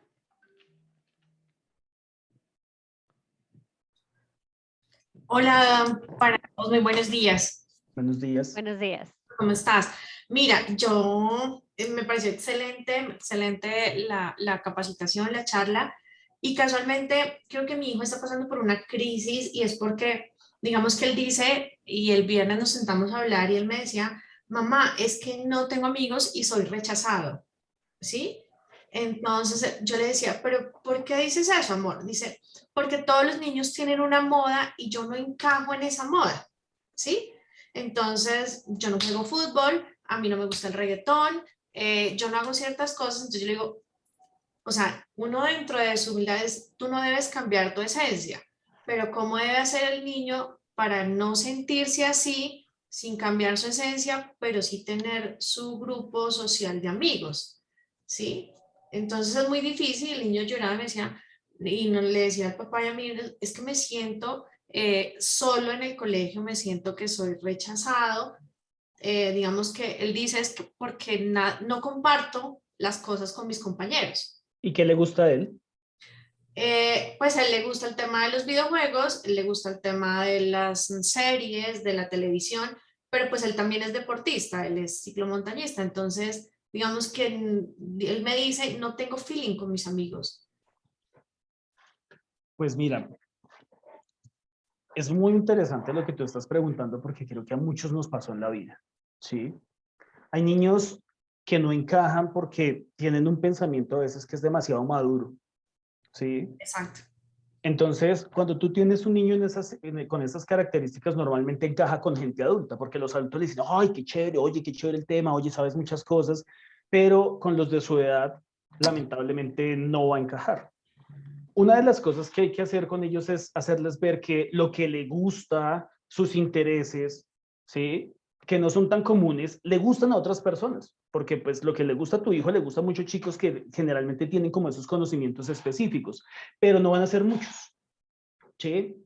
Entonces, una de las cosas importantes es mostrarle que él efectivamente no tiene que cambiar su esencia, que hay unas cosas en las que él va a ser muy interesante, pero a veces a nuestros hijos con estas características, porque incluyo a mi hija, por ejemplo, ahí, nos toca enseñarles también a escuchar a los otros, aunque no comparta esa idea o aunque no comparta sus gustos, ¿sí? Cuando yo me permito escuchar a los otros, yo no cambio mi forma de ser. Puede que no tolere el reggaetón o puede que no tolere ciertas cosas que ellos hacen, pero muestro una actitud social que me permite a mí abrirme un poco a los otros, porque a veces una de las cosas que les pasa a nuestros hijos cuando son así es que a veces son resistentes, porque no pueden evitar torcer la cara o no identificarse y más bien como alejarse. Entonces, no tienen que hacer lo que no quieren, no deben estar con quien no quieren, pero sí tenemos que enseñarles, y en esto sí son buenos nuestros hijos con estas características, así como yo le puedo enseñar un idioma y eso tiene unas reglas, o le puedo enseñar una disciplina deportiva y eso tiene unos pasos, aquí podemos hacer unos juegos de rol con ellos de, bueno, listo, imagínate que yo soy tu amiga y te estoy hablando de unas canciones de reggaetón. ¿Tú qué harías? No, pues yo me aburro y me voy. O no, yo le voy a decir qué pereza eso. Listo, ahora vamos a hacer un ejercicio donde tú más bien le dices, bueno, yo no sé nada de reggaetón, Normalmente a mí el reggaetón no me gusta, pero ¿por qué te gusta a ti? Y entonces le enseñamos un ejercicio de pregunta, donde él le puede preguntar a los demás. Porque una de las cosas que pasa en este momento de la vida cuando uno lo rechazan es que, pues como a mí no me interesa y yo me alejo, pues ellos tampoco me toman en cuenta. Entonces creo que una parte importante es que le enseñemos a través de un pequeño juego de rol en casa cómo puedo preguntar para mostrar interés y no pasar como por el que esa vaina es lo más horrendo en la vida y me permita por lo menos entrar a interactuar con los demás y aunque no me gusten esas cosas, yo puedo hablar también de algunas de las que me gustan. Lo segundo, es muy importante siempre trabajar el tema verbal con ellos. ¿Qué quiere decir el tema verbal? Mira, en este momento puede que no encajes por muchas cosas. Creo que eso ustedes lo hacen muy juiciosos y es mantenernos en, ahorita no encajas, pero mira, a medida que tú vas creciendo, la gente también va cambiando su forma de ser y vas a encontrar más personas similares a ti. Pero también te va a pasar que muchas personas no te van a entender. Entonces, el que tengas estos gustos particulares te hace único, pero no el más raro del mundo.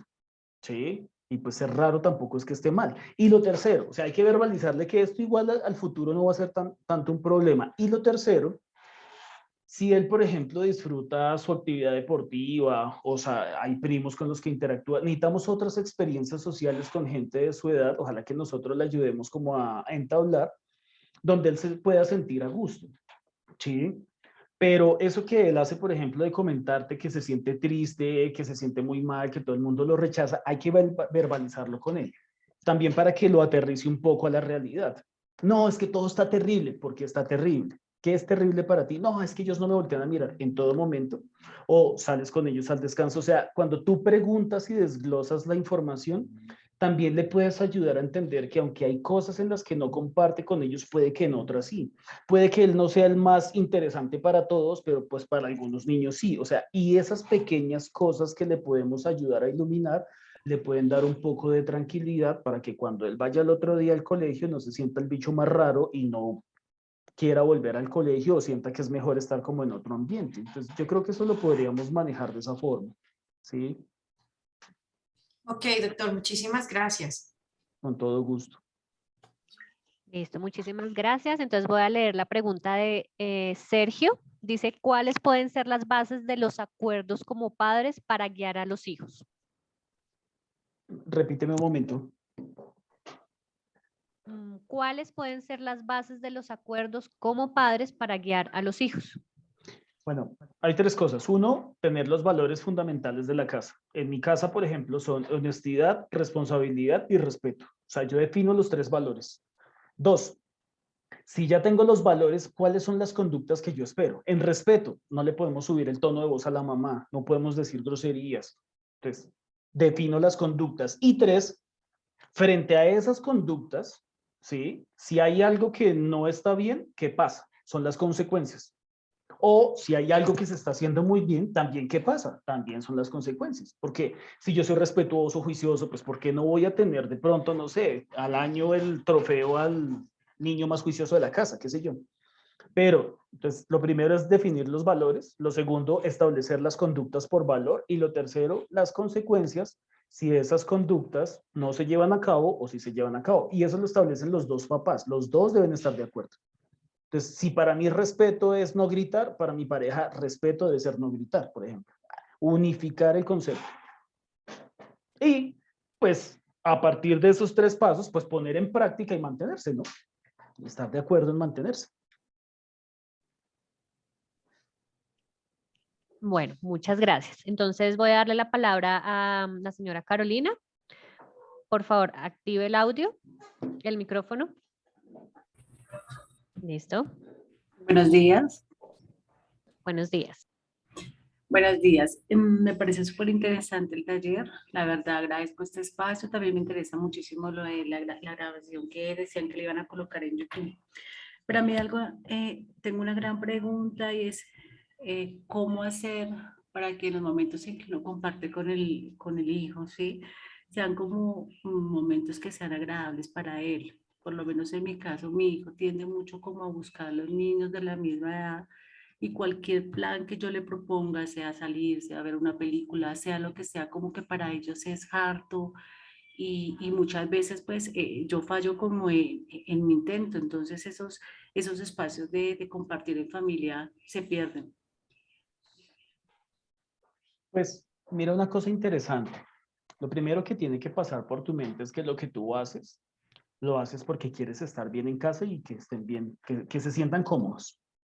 Por lo tanto, el segundo pensamiento que tiene que estar en tu mente es que no eres aburrida, ¿sí? Y que no eres el peor plan de la casa. ¿Mm? Porque si tú de entrada ya te sientes así, es como entrar un poco en desventaja, porque ya uno psicológicamente no se siente como muy tranquilo. Si tú, por ejemplo, le dices a tu hijo, bueno, vamos a salir a caminar a salir a caminar el domingo en la mañana. Ah, pero es que no es tan chévere. No importa, vamos a salir a caminar. O sea, lo que tu objetivo es como cuando los chicos vienen a consulta. A mí muchos papás me dicen, doctor, pero yo cómo hago para llevar a mi hijo a consulta. Yo les digo, su objetivo, traerlo. Usted verá si lo amarra, lo mete en el baúl, le pone cinta, lo engaña. Usted verá. Mi trabajo es que cuando llegue acá, le guste el espacio, sienta que aquí puede ganar algo, que puede aprovechar el tiempo y que le va a ir bien. Entonces, es lo mismo. Tu trabajo inicial es en tu mente no entrar perdiendo y decir, vamos a ir a caminar. Y una vez que te lo llevas a caminar, tú te gozas el espacio. Oye, ¿qué más? Nos riámonos un rato, nos comemos algo y lo llevas a la casa. Puede que él llegue a la casa con esa actitud de qué plan tan harto, pero hay una cosa que a veces se nos olvida como papás y es que a los chicos sí les gusta estar con nosotros. Ellos al final, cuando no tienen amigos, cuando, por ejemplo, los amigos les sacan el cuerpo, ya no tienen tiempo con ellos o no los conectan, al final vuelven siempre a querer estar con nosotros y contarnos cosas. O sea, nosotros sí somos valiosos, pero a veces no lo sentimos porque, pues, como ellos son a veces como displicentes. Entonces, cada vez que tengas una actividad, ¿sí? Hazla sin pensar que debe ser agradable para él y la más chévere del mundo para él. No, hazla porque tú en ese momento la quieres disfrutar con él y te la vas a gozar. Puede que él se aburra y todo el tiempo se vaya así esponjado para las actividades, pero al final va a aflojar, ¿sí? Y esto requiere resistencia tuya a nivel cognitivo para no pensar cosas que no son y perseverancia, o sea, mantenerte en el tiempo. ¿Mm? A medida que crecen los chicos van a querer estar con otras personas. Entonces ya entramos a competir con espacios. Pero no sientas que tu espacio debe ser el mejor. Simplemente debes sentir que tu espacio es tu espacio y contigo la pasa de una forma y pues como mamá no hay dos, entonces va a ser ese momento contigo. No el mejor, ni mejor que con sus amigos, no. Va a ser el espacio contigo y contigo siempre se pasa rico. Si arrancas así, yo creo que te lo disfrutas también porque tal vez no lo disfrutas al sentir que él no lo está disfrutando, ¿no?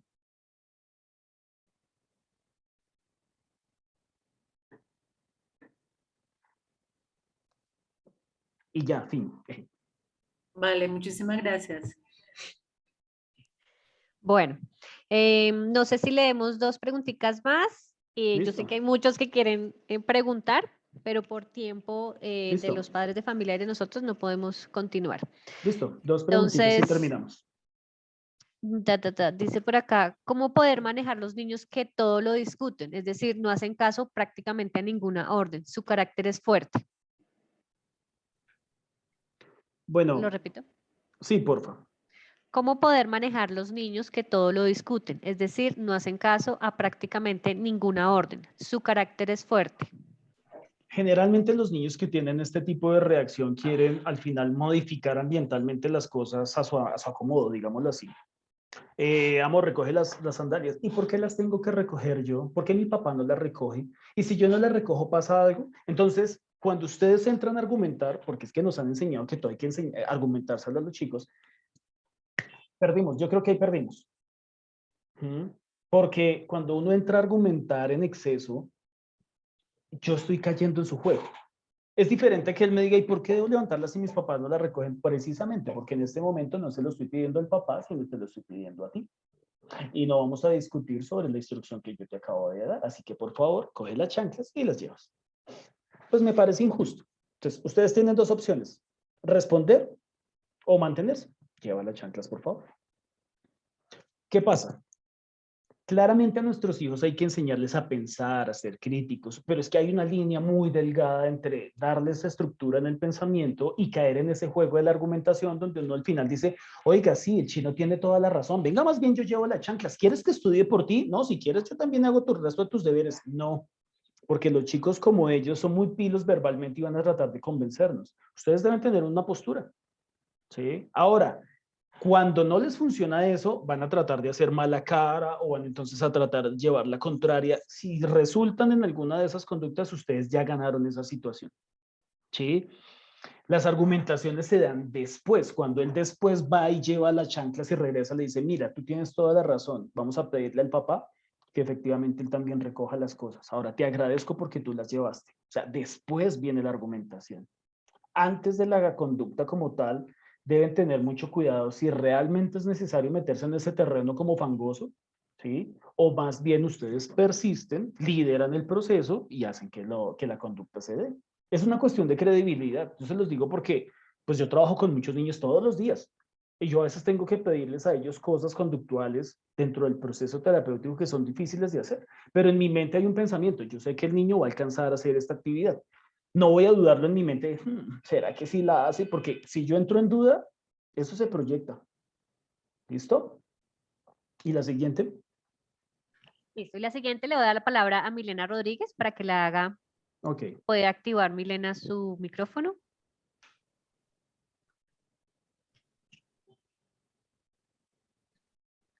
Ahí Buenos está. días.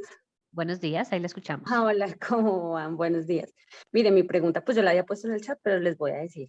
O sea, ¿cómo le digo a mi hijo que necesito mi espacio sin darle a entender que no es que no quiera estar con él, sino que él tiene su espacio, yo tengo mi espacio, y que debido a las circunstancias que Por originó ejemplo. todo lo que estaba pasando, voy a estar siempre con él, que él mantiene muy pegado a mí?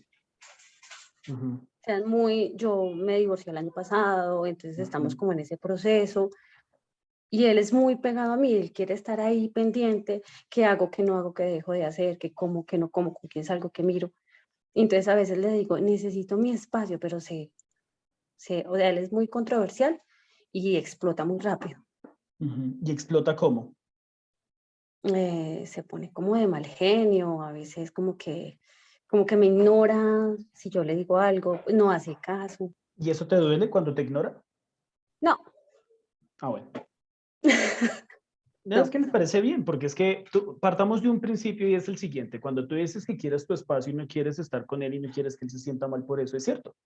Hay momentos donde tú dices, no quiero estar con él, porque hay momentos donde uno no quiere estar con sus hijos. O sea, son el amor de nuestra vida, pero hay momentos donde uno dice, vayan y jueguen, hagan otra cosa. O sea, hay momentos donde uno quiere estar con uno mismo o hacer otras cosas, o hay otras actividades en el mundo que uno tiene que desarrollar. O sea, ahí partimos de un pensamiento muy interesante, es que yo no debo ser el papá abnegado que me sacrifico al máximo porque si mi hijo quiere estar conmigo está bien, yo voy a estar, porque al final uno va a acabar haciendo cosas que no quiere hacer y las va a hacer mal. Sí. Entonces, liberar ese pensamiento es muy importante. Ahora, si tú quieres que, por ejemplo, él lo vaya entendiendo, primero hay que darle tiempo, porque ustedes vienen de un proceso de separación donde claramente él ha venido absorbiendo mucho de tu tiempo. ¿Duermen juntos, por ejemplo? La mayoría. Entonces ahí ya empezamos mal, porque tú le estás, o sea, tú metiste a un hombre a tu cama, ¿sí? Entonces, con eso él puede decirte también, ¿y usted por qué me llega tarde? Pero si tú lo sacas de una vez a su espacio y le dices, mira, cada uno en su espacio, yo ya no duermo bien aquí si tú estás en la cama, o sea, necesitamos descansar una semana donde él se va a resistir, donde probablemente se va a enfurecer o va a llorar o te va a llegar, una semana donde tú muy juiciosa le dices a tu cama y si quieres que nos arrunchemos para ver pelis y descansar el fin de semana, solamente el sábado. Y eso sí te has portado juicioso. No, y es cierto, te vas a dar cuenta que cuando tú duermas sin él vas a descansar mejor, pero también él va a tener su espacio, entonces tú le empiezas a decir, mi habitación es mi espacio. Si tú le puedes decir, mi habitación es mi espacio, le puedes decir, el viernes salgo, ese es mi espacio. Entonces es más creíble el proceso. ¿Sí? Entonces tienes que ir progresivamente distanciando ciertos espacios físicos de la casa para irlos después distanciando emocional o circunstancialmente. Y lo segundo, al final de todo eso le dices, mira, es natural que yo quiera dormir sola y que tú necesites tu espacio. Ay, pero es que no sé qué, y él te va a tratar de envolver. Tú le dices, sencillo, es lo que yo te voy a decir que vamos a hacer. Porque a veces Hace show también de uno, llanto, sí, que llore. Le pero dices, es un adolescente de 14 años. Precisamente que llore. Entonces, cuando él llore, tú quedas mirándolo así. Cuando ya vayan amainando las lágrimas, cuando vaya pasando, le dices, ¿ya estás mejor? Es que tú no me entiendes, te entiendo perfectamente. Espero que entonces estés mejor. Ya te dije lo que vamos a hacer. Entiendo lo que sientes y te vas. O sea, no necesitas decirle, mira, amor, no llores, mira. O sea, no caigas en ese juego. ¿Qué va a pasar también? Es que tú no me quieres, es que ya no quieres compartir tiempo. Cuando haya pasado todo eso, le dices, te adoro con todo mi corazón, eres lo más hermoso de mi vida, pero cada uno con su espacio. Ok, perfecto. Y te Muchas mantienes gracias. tranquila, tranquila. Listo. Bueno, pues yo creo que muchísimas gracias por haber estado en este espacio. Gracias al colegio por habernos permitido ofrecerles este también espacio. Un espacio que pues no ha tenido costo para el colegio, pero que en esa perspectiva de nuestra responsabilidad social queríamos compartir con ustedes. Muchísimas gracias a todos. Espero que sigan teniendo una vida maravillosa. Adelante con sus hijos, no desfallezcan. Créanme que valen la pena y ellos van a hacer de este mundo un mundo mejor, van a marcar la diferencia. Y sé que ustedes también van a estar mejor, porque en últimas no son solamente emociones y conductas de ellos, son también las nuestras, porque nuestros hijos crecerán y se irán y nosotros seguimos en ese camino. Entonces, espero que tengan una vida genial, que les vaya muy bien y en todo lo que les podamos servir, siempre estaremos ahí para ustedes. Muchas bendiciones y muchas gracias por habernos permitido compartir este breve espacio. Hasta una próxima ocasión. Bueno. Bueno, muchas gracias. Los que quedaron todavía con inquietudes pueden dejarlas en el chat. Yo descargo el chat y nos comprometemos a responder a través de Bienestar Estudiantil. Muchísimas gracias. Leonardo, muchas gracias. Mucho conocimiento el día de hoy, muy interesante, de verdad. Chao, que estén muy bien, bendiciones. Bueno, hasta luego.